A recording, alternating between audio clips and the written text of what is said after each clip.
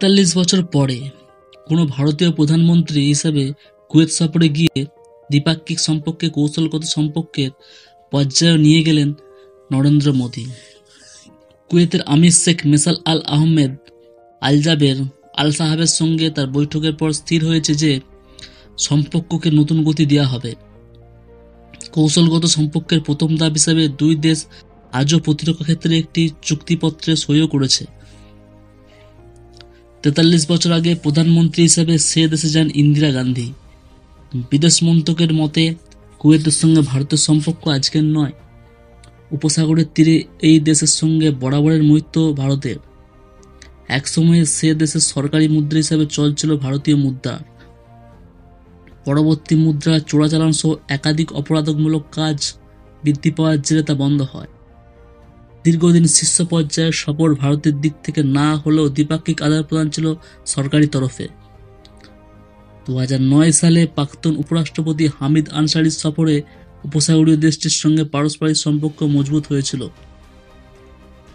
আজ বায়ান রাজপ্রাসাদের দুই নেতার বৈঠকের পর তথ্য প্রযুক্তি, ওষুধ শিল্প, অর্থ প্রযুক্তি, নিরাপত্তা এবং পরিকাঠামো ক্ষেত্রে পারস্পরিক সমন্বয় বাড়ানোর দিকে জোর দেওয়া হয়েছে। কুয়েতে বসবাসকারী 10 লক্ষ ভারতবাসীর কল্যাণের দিক খেয়াল রাখার জন্য প্রধানমন্ত্রী ধন্যবাদ দেন আমিরকে। অন্যদিকে কুয়েতের নেতা জানিয়েছেন তার দেশে বসবাসকারী ভারতীয় সম্প্রদায়ের বড় ভূমিকা রয়েছে কুয়েতের প্রগতিতে। নিজের এক্স হ্যান্ডেলে মোদি লেখেন যে অসামান্য বৈঠক হয়েছে কুয়েতের আমিরের সঙ্গে। আমরা বিভিন্ন গুরুত্বপূর্ণ ক্ষেত্রগুলি নিয়ে আলোচনা করছি। দুই দেশের ঘনিষ্ঠ সম্পর্কের কথা ভেবে বিচার করে আমরা সম্পর্ককে কৌশলগত দ্বিপাক্ষিক সম্পর্কের পর্যায়ে নিয়ে যাওয়ার বিষয়ে মনস্থ করেছি। আমি আশাবাদী আমাদের মৈত্রী আগামী দিনে আরও বাড়বে। দুদিনের সফরে কুয়েত পৌঁছে প্রধানমন্ত্রী লিখেছিলেন, ভারত ও কুয়েত সমৃদ্ধ ভাগ করে নেবে।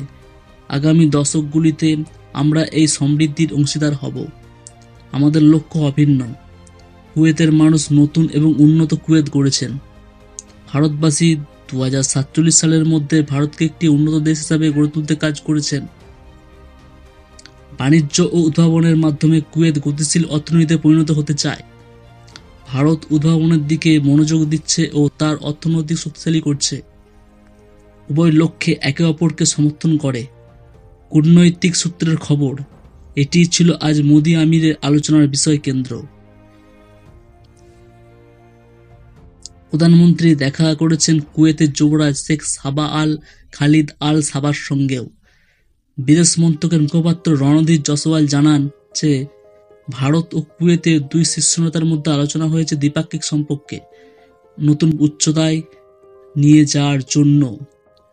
আলোচনায় আমির এবং প্রধানমন্ত্রী তাদের দেশের মধ্যে ঐতিহাসিক ও বন্ধুত্বপূর্ণ সম্পর্কের কথা স্মরণ করেছেন। বৈঠকের পরে সাংবাদিক সম্মেলনে বিদেশ মন্ত্রকের পক্ষ থেকে বলা হয়েছে যে প্রতিরক্ষা সমঝোতার ক্ষেত্রে চুক্তিপত্র দুই দেশের মধ্যে সামরিক ক্ষেত্রে সহযোগিতাকে প্রাণ প্রতিষ্ঠা চেহারা দেবে।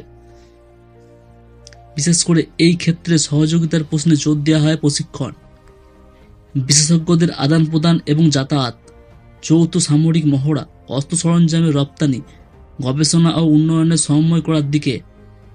পাশাপাশি জানানো হয়েছে বাণিজ্য বিনিময়, শক্তিক্ষেত্রে, স্বাস্থ্য প্রযুক্তি ও সংস্কৃতির মতো ক্ষেত্রগুলিতে শক্তিশালী করবে ওই কৌশলগত অংশীদারিত্ব। অর্থনৈতিক সহযোগিতা আরও বাড়ানোর সম্ভাবনা নিয়ে কথা হয়েছে মোদি এবং আমিরের মধ্যে।